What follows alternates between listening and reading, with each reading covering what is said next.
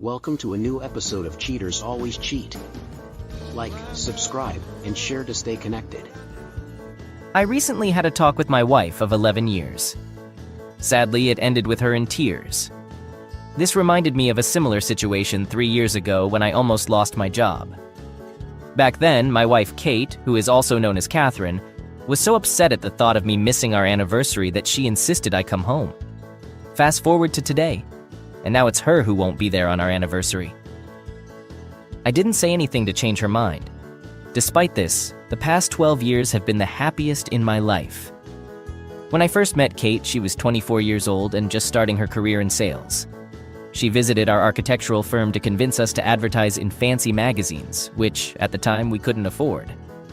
In the crowd, I couldn't help but notice an enchanting woman with black hair. After discussing the matter with my partner, he helped me grab her attention long enough to ask her out. After our first meeting, she confessed that she knew we couldn't pay for her services. Even with that knowledge, I fell deeply in love with her. Our relationship developed over 6 months, and eventually, she moved in with me for another 6 months as she transitioned from a nomadic lifestyle to a stable office job. 4 months later, we tied the knot and became husband and wife. Every day, I still feel like the luckiest person alive for persuading her to marry me. With a sense of urgency, I dialed my boss's number once more. I've been with the company since the beginning. When Craig first started the company, our small team of designers, just 4 of us, achieved remarkable success by reducing production time in various fields. "Craig, I know you're there, please answer," I pleaded into the phone. Finally, I heard his voice on the other end. "Dan, I'm really busy right now, you know?" he replied shortly. Deciding to keep it brief, I said, "Well, I'm leaving right now and won't be back until Monday." In response, he asked, "Leaving? Where are you going?" I replied, "I'm going to celebrate my anniversary with my wife. I'll be back on Monday." "Have a good trip. Don't forget to knock before entering," he quipped. I chuckled and replied, "You always manage to make me laugh." To which he responded, "You know, I hear that a lot, not from those who really know you." Apologetically, I added, "I'm sorry, but ever since they brought this guy in to run Kate's department, there's been tension in our house." "Maybe a break at the hotel will help diffuse the situation," I assumed. "Well, it certainly won't hurt. Just do me a favor. When you're seeking adventure, remember me," Craig grinned. "Deal. See you on Monday," I said. I didn't hang up right away, but asked Craig's secretary, Rosa, for a favor. She knew how to work things out, and I needed a plane ticket. After the conversation with her, I headed home to pack. While packing my suitcase, the phone suddenly rang. "You have 45 minutes to get to the airport for security check. The ticket is waiting for you at the counter in your name," Rose informed me. She had secured a return flight for me on Sunday afternoon at 1:30 p.m. Unfortunately, there were no available rooms at Kate's hotel, so she booked one 2 blocks away. "Have a safe trip. See you on Monday," Rose said. Hearing that, I rushed to the bathroom to grab my shaving kit, packed it quickly, and did a quick check of the room, even turning off the coffee maker, which was unusual for me, before hurrying to the car. Over 15 years, I've discovered several shortcuts that help me reach my destination faster. Despite my high speed, I made it to the flight with plenty of time to spare. After registration, security, and boarding, we finally got on the plane. Once I was comfortably seated, I put on my headphones and played some music. I'm a nervous flyer, and music helps me relax and stay calm. 3 hours into the flight, I was suddenly awakened from a pleasant dream about Kate and me by a gentle tap on my shoulder. I had fallen asleep, which wasn't surprising given my recent lack of sleep at night. Some of it was due to work stress. Kate and I had been going through a rough patch in our relationship for the past few months. For more than 2 months, she had been keeping her distance, not letting me get close. It all started when she told me about a colleague from another department getting a promotion and taking over her own. She was determined to prove that this decision was wrong and worked hard to show her worth. For the first 2 weeks, she came home exhausted, constantly discussing strategies to outshine Mr. Paul Reynolds. But over time, her determination waned, and after a couple of weeks, she mentioned that they had started cooperating. I became increasingly anxious as their joint mission to win a big client approached. Thoughts of a possible romantic relationship between them crossed my mind, but Kate always reassured me. Taking my bag out of the overhead compartment, I pondered how to invite Kate to dinner quietly without giving away the surprise. After taking a taxi to my hotel, I struck up a casual conversation with the driver, who happened to mention a charming, dimly lit restaurant located between our two hotels. Sounds intriguing. I expressed interest because it turned out to be exactly what I had in mind. After checking in, I quickly showered and rushed out. I wanted to catch Kate before she left for dinner. Glancing at the clock in the lobby, I saw that it was almost 5:30. After observing the bustling street, I decided I could walk to my destination and followed the directions given by the receptionist. The stroll was easy, and I made sure to remember the charming restaurant mentioned by the taxi driver, which happened to be just a few steps from her hotel. Furthermore, when I exited the taxi, I left the driver a generous tip. At 5:50, I entered the hotel lobby and stood in line at one of the reception desks. I exchanged a smile with a woman who motioned for me to come forward. "Hello," I greeted her warmly. "My name is Dan Cardiff. I'd like to know if my wife, Catherine Cardiff, is in her room right now. If so, I'd appreciate the chance to talk to her." "Catherine Cardiff, you said?" She double-checked, taking a moment to consult her notes. "Yes, she's a guest here. Give me a minute to check if she's in her room."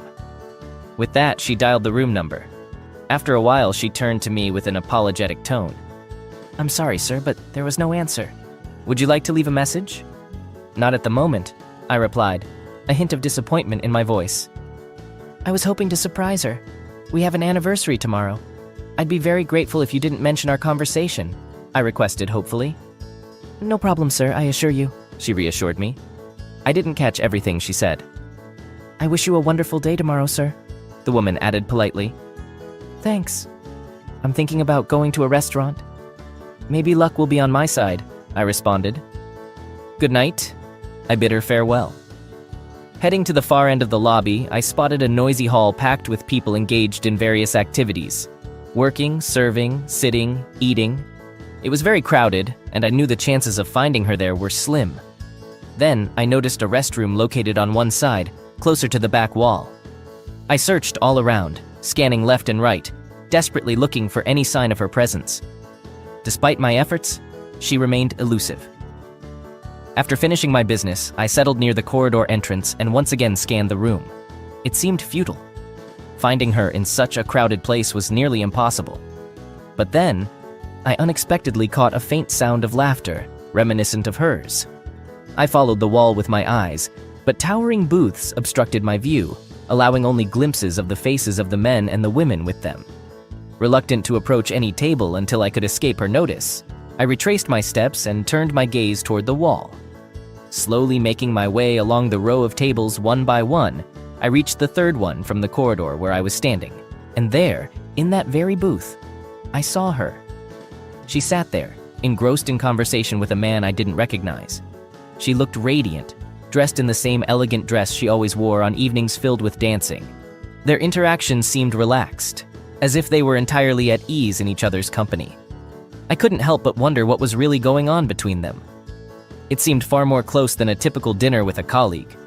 My heart raced as he leaned closer to her, prompting me to instinctively grasp the doorframe for support.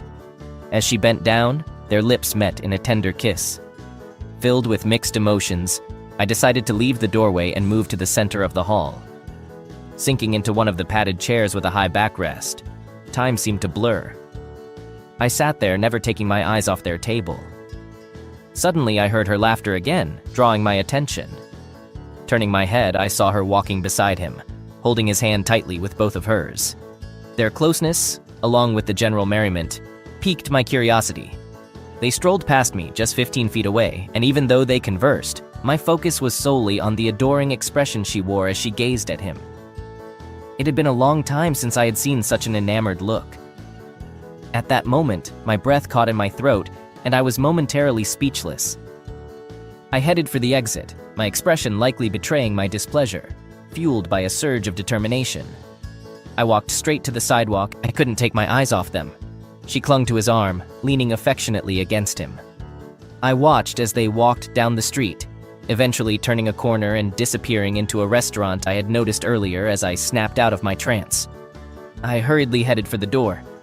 Suddenly realizing my surroundings, I decided to slow down, giving them ample time to move away from the entrance.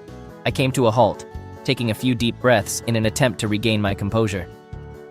Undoubtedly, there was meaning in the expressions on their faces, but I desired more, even though I couldn't fully comprehend what it was. Summoning my resolve, I pushed open the door and cautiously entered, staying close to the wall since the entrance was unattended. I patiently stood there, waiting until my eyes adjusted to the surroundings, surveying the room. Finally, my gaze settled on them. Sitting at a table meant for two at the far end, I made my way there, clinging to the walls with my hands. As I sat down at a small table, the waitress promptly appeared behind me. "What can I get for you, dear? What'll it be?" she inquired. I replied, "Double scotch on the rocks." I overheard their conversation. "Our meeting tomorrow isn't until 10 o'clock, so we can celebrate late into the night," he said to Kate in a hushed tone.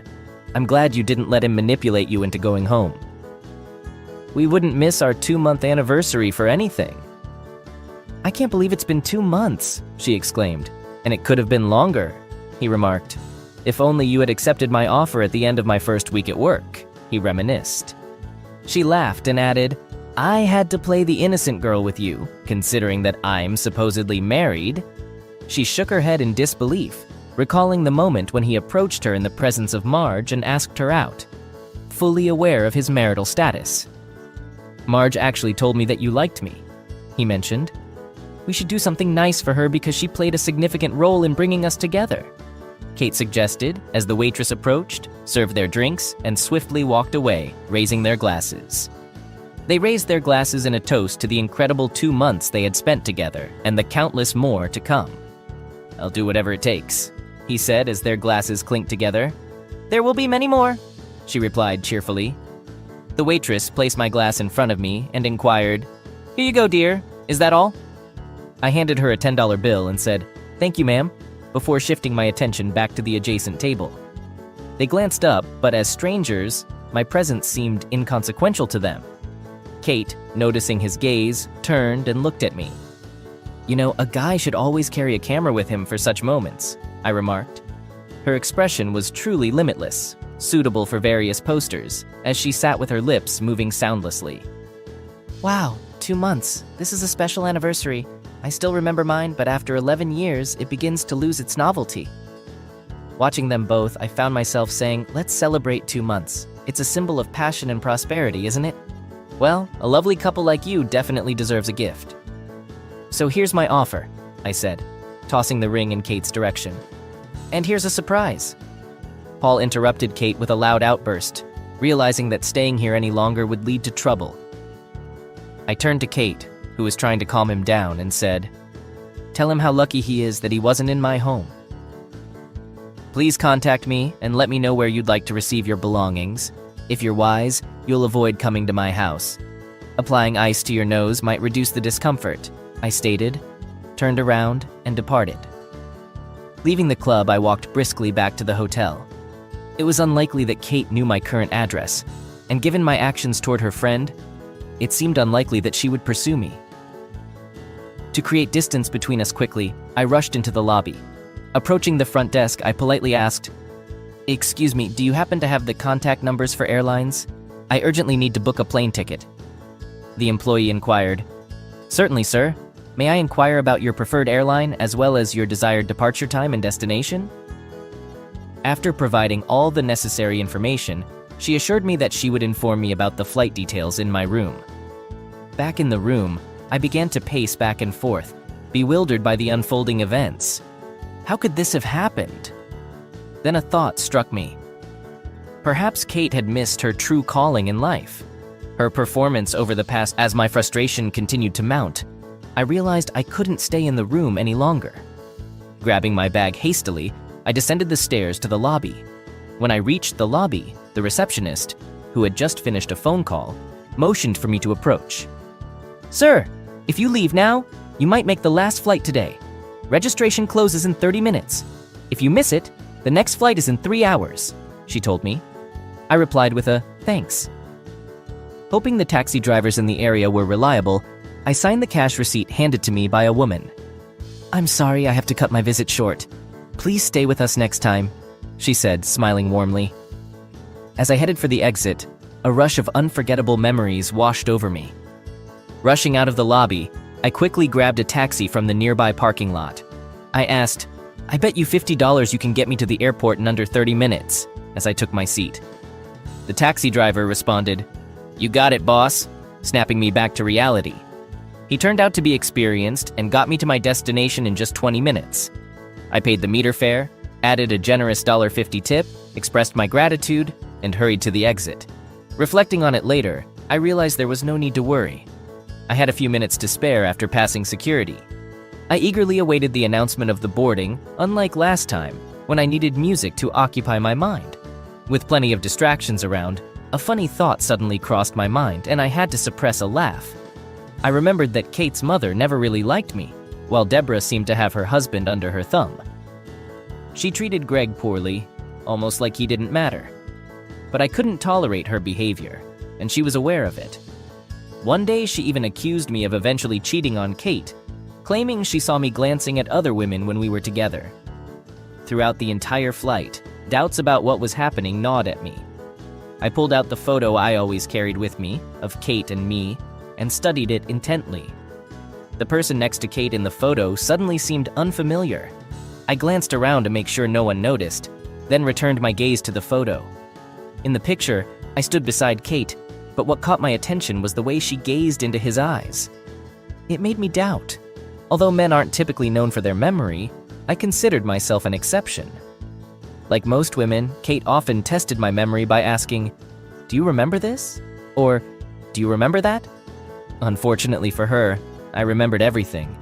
I recalled every conversation, every plan, and all the close secrets we whispered in the dark. Sitting there now, I couldn't help but wonder if I hadn't noticed this unfolding for 2 months. What else had I missed? The man had shown interest in her from the first week they met, but she claimed she rejected his advances to maintain her appearance due to her marriage. The thought of them being together bothered me. I formulated a 2-part plan. I'd go home, pack all her things, and take them to her mother's. Of course, the elderly woman would find a way to blame me, but the truth was what I sought. When we arrived at the airport, our family life was unraveling. I headed straight to my car and joined the exit queue. The drive home felt like a blur, and I couldn't remember much. Nevertheless, I reached my destination. The journey's duration remained a mystery, but honestly, it didn't matter. Stepping into the dimly lit house, I felt an eerie sense of unfamiliarity. The thought that I had to get used to this sight as the new norm consumed me. After dropping my bag, I headed for the kitchen. En route, I instinctively turned on the answering machine. A pleading voice on the other end said, "Dan, please don't do anything rash. I'm heading home to talk. Please wait until I get there." She sounded pained, conveying her emotions. I believed the cheater deserved punishment, but I didn't want to hear it, especially not in that voice. So I reacted impulsively and banged my fist. My actions may have been rash, but I needed to protect myself from foolish decisions. It was clear I wouldn't be able to sleep that night. I went to the garage and gathered all the suitcases she had collected over the years. Choosing a large black suitcase and a bag for her clothes, I set them aside and took the rest to the bedroom. As I sifted through her closet, I carefully picked a few items. I quickly stuffed them into one of the large bags, repeating the process several times before turning my attention to the dresser. It had been ages since I'd seen underwear tucked in there. For a fleeting moment, the idea of grabbing some hot dogs crossed my mind. I was supposed to go to her mother's house, but I didn't want to, so I opted for a solitary gathering with lox and marshmallows. I didn't want to deal with her parents or anyone else, so I took matters into my own hands. Instead of waiting for her, I impulsively went to the hardware store to buy new locks. Upon returning home, I realized I couldn't leave the pile of stuff in the front room. Following my thoughts, I loaded everything into the car and headed to her mom's house.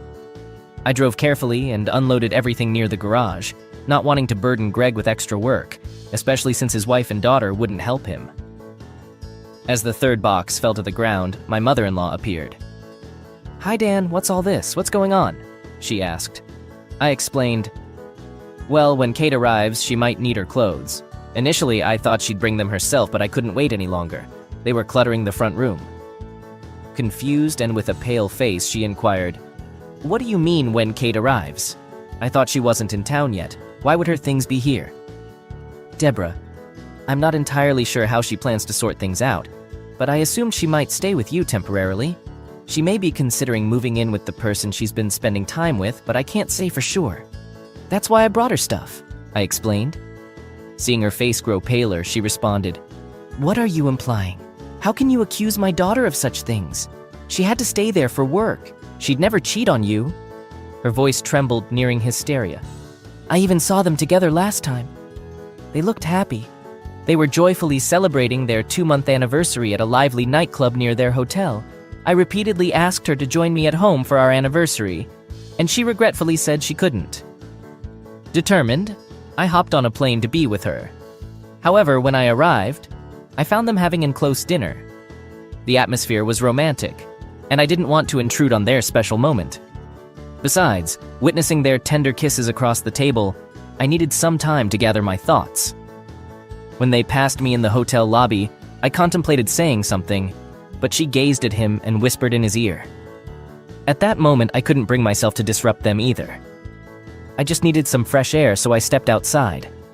To my surprise, they left and headed to the nearest nightclub. I sat at a table nearby and overheard her saying she didn't want to leave him on their 2-month anniversary, and he corrected her, saying it was their 3rd month. It dawned on me that if I wanted to leave, I'd have to intervene. I tried to stay inconspicuous, but I knew I had to find evidence. After 10 years of sobriety, I took my first sip of drink. It had been 10 years since Kate expressed concern about my drinking, which she believed could jeopardize our marriage. In response, I gave her my wedding ring, thinking it was a sensible gesture to give each of them something of their own. But honestly, I preferred his gift over mine. Now, as I awaited her return and the inevitable dramatic confrontation, I was sure she'd seek shelter at my doorstep for a while. I stated this to shock her. "You're lying. How can you say such things about your wife, whom you've been with for 11 years? She's told me everything. She's deeply troubled by it. I'll never refer to this woman as my wife again. You might feel obligated to support her because she's your daughter, but I have no such obligations. I witnessed everything firsthand, and for the past 2 months, I've been living alone while she's been living with him since he joined this company. It's astonishing to see how she's changed, given the upbringing you provided." She looked me in the eye for 3 months straight, lying to me every day without a hint of remorse. "If you think I'll allow her back into my home, then you're even more foolish than she is. However, it's your choice what to believe, and that's your issue. Personally, I've chosen to cut my losses. It's clear that she has strong feelings for this guy, and he's free to have her. She won't need to hide their relationship anymore. As soon as she's done with her charades, I'll direct her to this place. You can see for yourself who's being dishonest." As I instructed her, "If she picks up, be sure to convey the message exactly as you want, including the fact that I'm eager to see how she handles this." With those words, I got into the car and drove away. Feeling restless, I wandered aimlessly around the house for several hours before finding a small corner in the garage, where I set up an improvised workspace. Suddenly, my thoughts were interrupted by the sound of the doorbell. Curiosity got the better of me, and I went to the door and opened it carefully. Without saying a word, I instinctively took a step back. Kate entered the room, and I immediately realized I was in the garage. "You must have been in the garage," she remarked, closing the door behind her. "I tried knocking, but you didn't hear me. I was just tidying up," I responded, observing the room's condition. Kate sighed and said, "Well, Mom already called me. It looks like you've already made up your mind about what to do with me." Kate looked at me, her face a mix of sadness and disappointment. "What did you expect? That I wouldn't mind you having an affair?" I asked her. She paused before responding, "I guess I wasn't thinking clearly, at least not rationally. I was overwhelmed by disappointment. It's a shame because all I did was think," I confessed. "You see, there was no one around to distract me from my thoughts. I missed having someone to go out to dinner with, visit a club, and enjoy the darkness, whispering and kissing. But I was left with a woman who could deceive me without hesitation, even looking me straight in the eye. She could share my house, my food, my life, and then be close with someone else. Not a pleasant image, right? Are you really ready to let go of 11 years of our life together?" "What is it?" she asked. "Did you even bother to ask me about it, Dan? Would it have bothered you if I had a real relationship with someone else instead of just playing games? I thought that such an important question would stay with me." But it doesn't seem to matter anymore, does it? Now you and the person whose name I can't even remember can move on freely without caring about me. No more struggles over deciding whom to spend our anniversary with, I said, heading for a chair. I think I understand your perspective, Kate replied. Do you truly understand, Kate? Because I genuinely doubt that you do. You see, for you it was just an act of infidelity. You probably found a way to justify it, maybe even shifting the blame onto me. Could it have been, Kate? Perhaps my actions drove you to be involved with someone else, I inquired. She lowered her head and replied, No, I don't blame you for this. It just happened. Having an affair with someone other than a spouse for 2 months isn't an accident. It takes effort, and moreover, secrecy. To continue the affair requires additional effort. And let me tell you, honey, you're playing the role well. I fell in love completely and unconditionally. It's unbelievable that you both managed to find time for your game. I can't even imagine how it feels to laugh about cheating on me. And that tearful phone call last night, it was a real performance. Maybe you should consider a new career. Your performance could easily outshine the last 3 Oscar winners. I must admit, I had a brief moment of uncontrollable laughter. Just a quick, unintended outburst before I stopped it. I don't know where it came from, but it's clear that you don't love me. If that's how you treat someone you love, please spare me your anger. How can you believe that I don't love you after 11 years? She protested, indignant. Listen, Kate, since you seem to enjoy asking questions, here's one for you, given your deep introspection. You know how you usually react to various situations based on this? Imagine that I found out you had a close relationship with another man, but it was a one-time occurrence, not a long-term affair. How do you think I would react? I asked. She leaned toward me and replied in a soft tone. To be honest, I think I would have asked you to leave our house and started divorce proceedings. I thanked her for her honesty and admitted that I had expected such a reaction, even imagining that she might throw something at me. But who knows? I mused aloud. She responded with a faint smile. Perhaps. And now imagine that for nearly 3 months, every day we spent together meant nothing to me. It was all just an act, a facade to deceive you into thinking our relationship was thriving. In reality, I was going through the motions while my heart belonged to someone else, spending entire days with my mistress after leaving you. Can you honestly believe that I love you after nearly 13 years? Show me some confidence, Kate, I said seriously. It's as if you're implying that you don't care about this situation. The time we spent together was very valuable to me. It wasn't just casual conversation. I genuinely enjoyed being with you, she said. Do you recall the last time we were close, Kate? When was the last time you initiated one of our affectionate kisses? When did you last act like my wife, Kate? After what I've witnessed and heard, I find it hard to believe you're standing here telling me you love me. I'm not naive. I overheard you discussing him with that gossip March as soon as he arrived at the office. And then, to top it off, you both came up with the idea of giving her a gift for bringing you two together. It seems like you've already found your next bridesmaid. All that's left is to find his best man, and the wedding banquet will be ready, I commented, reclining in my chair. So it turns out you're just like me after all. Should I expect a server to show up at my doorstep? Kate inquired. What is it? She asked. First and foremost, I need to know where you're going to live. You won't find a process server waiting on your doorstep to deliver the divorce papers. I've reserved that privilege for myself, that's it. The case is closed. Escape from Kate and move forward. If you happen to see me with someone else, please don't try to intervene, I stated. What are you trying to prove with this? Kate asked. I probably didn't think I needed to prove anything to you. What I did for myself, not for you. Why would I fight for a man like you? Those who respected me so little thought that I would tolerate or make excuses for the way you treated me. When I gave you the ring, it was a clear sign that you were done. I don't want to invest my energy in something that no longer matters to either of us. I can't forget or forgive, and based on your past and present behavior, it's evident that I'm not a priority for you. So it's time for me to leave you, Kate, and move on.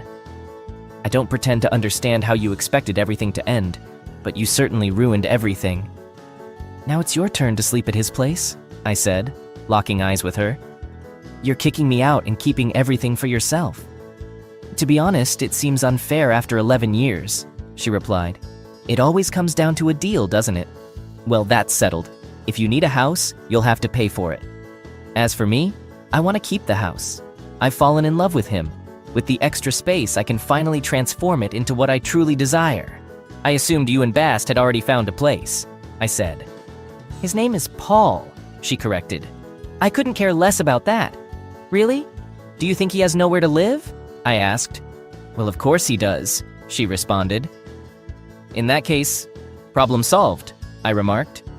I was waiting for your answer, and then it occurred to me. So, I guess you don't think his wife will agree to this arrangement? I said, noticing her expression. Wait, did you find out everything about him? How did you know he was married? She asked seriously. This isn't a joke.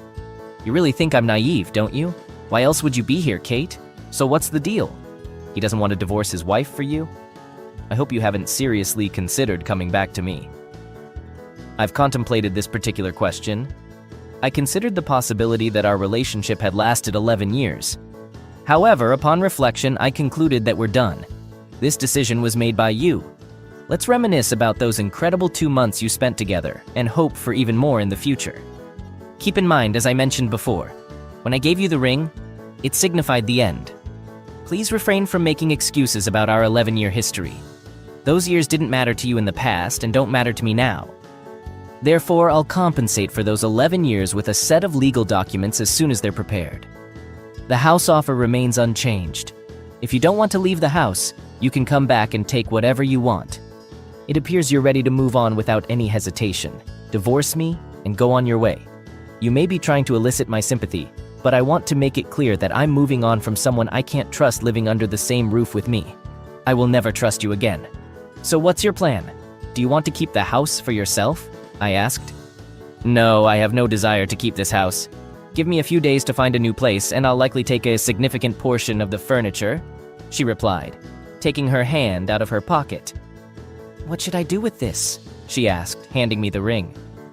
Do whatever you want with it. Oh, I have an idea. Why not use it as a toe ring? It would fit perfectly on your big toe, given how you treated him. I might actually find some use for it, I suggested. Okay, you know what? I could use some extra money. Maybe I'll pawn it, she warned. Well, you won't get much for it. They buy these things by weight, and most likely, you won't even get $30. You can't buy a genuine gold ring for your finger for $30. But that's just my opinion. It's your ring, so do as you please with it, I stated, turning towards the door. Did you get all my stuff out of the closet? She asked. Yes, I got everything, though I was a bit annoyed with the furniture at the time. I'll call you in a few days. I have to admit I didn't pack your things very neatly. I hope you still have clean, unwrinkled clothes after the trip, I commented. May I take a look? She inquired. Of course, don't be shy. You know where everything is, I said, noticing a slight frown on her face. I waited patiently as she inspected the room. I could hear her rummaging in the bedroom, then in the closet, and finally in the bathroom. A few minutes later, she returned downstairs, hastily packing cosmetics into a floral zip-up bag. You were thorough. You only missed a few things. I may have to call you when it's time to move, she said with a forced smile. Of course, I'd be happy to help as long as it's not too close to me, I replied, smiling affably, getting up to open the door for her when she suggested going for a walk. I paused for a moment, considering her request, and then an idea struck me. Wouldn't it be too much to ask you to run around instead? I inquired, maintaining a serious expression. Kiss me on the spot, she replied, turning to leave. I wouldn't dare kiss someone who knows where she's been, I retorted, closing the door behind her. That marked the end of our communication. 3 months later, my lawyer diligently filed all the necessary divorce documents, instructing me to pick them up from his office on Monday. My itinerary for the day included 2 stops, first at the lawyer's office and then at my mother-in-law's house. The sole objective was to obtain Kate's signature on the documents, ensuring she had no false hopes of reconciliation. After parking my car at her house, I paused for a moment, gazing at the familiar facade, contemplating the completion of this final task. It might take some time, but eventually I would find solace in quiet nights again, as this chapter would finally be closed. Exiting the car, I made my way to the front door and rang the doorbell. To my surprise, my mother-in-law answered. Well, Dan, what brings you here? What's going on? She asked. I thought you had forgotten about us already, I replied. Not yet. Is Kate here? I inquired. Yes, she's here. Come on in, she replied, closing the door behind her. A few moments later, Kate entered the room. Kate, I'm here for you to sign these papers. I'll file them tomorrow and then our divorce will be finalized. I just want it to be over, I explained. Kate sighed and said, I don't think I've ever been good enough for you, have I? Do you seriously think I'll just stand by and watch your actions over the past few months? Kate briefly left the room, but soon returned with a pen in her hand. As she hastily signed her name on the appropriate pages, I watched her movements carefully. When she finished, she forcefully placed the pen on the table and swiftly gathered everything into a manila envelope, ready for archiving. You're free now, she said. Thank you for signing these. Take care of yourself and find happiness. Shifting her focus from me to herself, she added, Mom, you can come into the room. Congratulations to you as well, I replied, before walking out the door. As I drove away, a wave of mixed emotions washed over me. I understood that this marked the end of our relationship, and I couldn't shake the feeling that life was about to take a new turn. Just a month later, our divorce was finalized, signaling the start of a completely different life. In due course, I received unexpected news from Kate's father. He informed me that after our divorce, Kate had asked Paul to leave his wife and marry her. However, Paul made it clear to Kate that he couldn't do that. He admitted that their relationship had no romantic feelings for her. It seemed that after such a revelation, Kate had to come to terms with the fact that she would have to continue her life without me and without Paul, learning the lessons from our past relationship. Kate now resides with her parents, in search of a new job after being disgracefully dismissed from her previous one, just like Paul, thanks to me. According to her father, Kate is unhappy. She's had several encounters, but they involved either married men seeking only or men with questionable reputations. Engaging in indiscriminate close relationships led Kate to contract a psychiatric illness, and she's now in therapy,